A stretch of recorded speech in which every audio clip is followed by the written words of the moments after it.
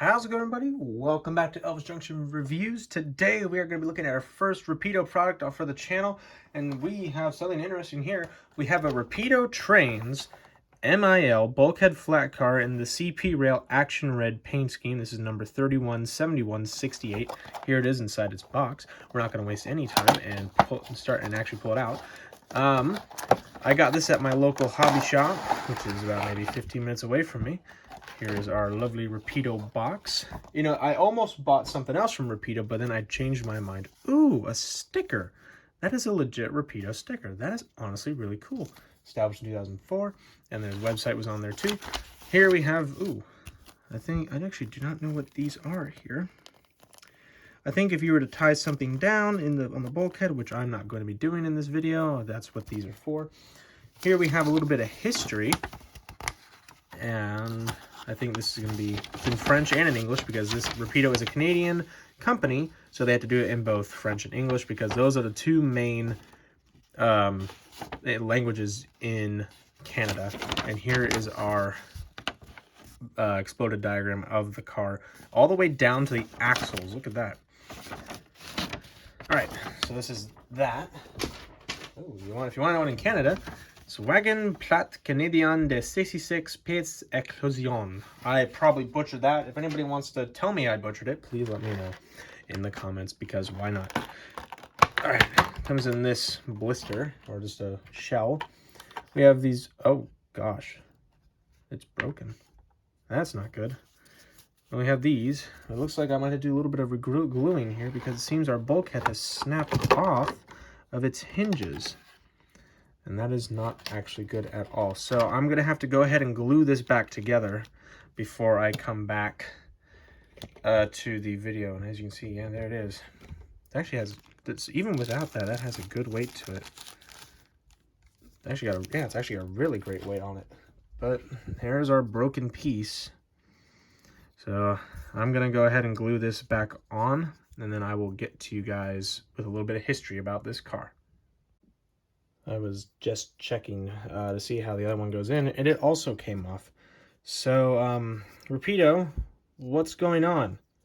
This is honestly a bit of a disappointment. I paid almost $55 for this car, and the fact that the bulkheads immediately just popped off like that either means that they were poorly shipped during handling, or that their quality control is not that good there wherever their factory is. So just wanted to point that out really quickly. Okay, so that took way too long to do. That was roughly 20 minutes of just trying to position those correctly.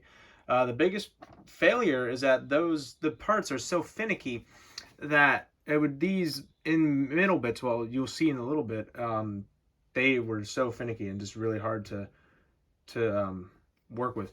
But anyway, I got them both glued on, and also this popped off as well, this walkway here. So I had to glue that back on and got glue all over my hands because it's a tiny little piece. So keep that in mind whenever you want to buy this product. But anyway, we're getting into some history here. This bulkhead flat car, it's a Canadian 66-foot bulkhead flat car. These were manufactured in huge quantities from the 1970s to the early 1980s by multiple manufacturers, including National Steel Car and Marine Industries Limited. We have an MIL, Marine Limited Industries, here. Basically, a bulkhead flat car is designed to carry large quantities of wood or steel, and you don't have to worry about it sliding about. That's why we have these bulkheads here. I actually have another bulkhead from an old Athearn box here, and as you can see, it has a load here. And these are about roughly the same height, but this one's a little shorter. This one's 66 feet. This one's probably, I don't know, 60 feet. Anyway, as you can see, it actually has this load on here, and it's actually been weathered. I don't know. I might sell this, maybe. I got it for a good deal at a train show a few years ago. But anyway, bulkhead flat cars are designed. They were basically, these were before center beams were invented. So all your wood would go in this big area here. And then when the center beam came along, bulkhead flat cars, they still are used occasionally for transporting wood, but also nowadays they're known for transporting telephone poles, utility poles, large steel pipes or concrete tubes and all that. So you still see them around on modern day railroads, but just not as often anymore. All right, so let's get into some detail. Alrighty, so we're looking at the front or the rear, depending on how you feel of the car here. It's Rapido, so it's going to have a lot of good detail here. And so we're going to start from the top and work our way down to the bottom, as we always do. Starting up here at the top, we have a top grab iron here, and then working our way down on this big ladder. And you can actually see the grab irons on all the sides. These are all hand installed. They were not in the actual mold. They are all installed individually at the factory here. Moving down, we have a little grab handle here, so if you were to traverse the walkway that way to the right or the left, you can hold on. We have our walkway, which is all covered in super glue. We have our brake wheel and the chain that leads down to the brakes here. We have two grab irons right here, well, step irons right here, one here and one here. We have a KD coupler, and behind there is our coupler cut lever. And it's pretty much the same. Oh yeah, and one more thing. Here's our marker here, CPI 317168, and there's a little bit of writing here that I really can't make out, unfortunately, because I'm very blind. It's pretty much the same on the other side, the only difference being the lacking of that brake wheel. Okay, let's get into some side detail now. Looking at the side now here, there's not a lot going on, but there's a lot of writing. We have one grab iron. We have a step ladder right here. Here are those grab irons that I mentioned earlier. There's a lot of illegible and legible writing all over the car. As you can see, we have our CP rail. That was what Canadian Pacific Railways was back in from like the 60s to the late 80s. We have our load limit and carrying capacity, and its numbers right here, as you can read right there. We have, what does that say? 186000, 186700, and 75800. We have a retaining valve right here. You can actually just barely see the air tank reservoir for the brakes. Moving on here, I'm actually going to grab it by the bulkhead, not by the flat car part. We have our number here, CPI, once again, 317168. There's more illegible writing here that I cannot read because I'm as blind as a bat. Actually, a fun fact, this right here, that is real wood. That is laser etched real wood.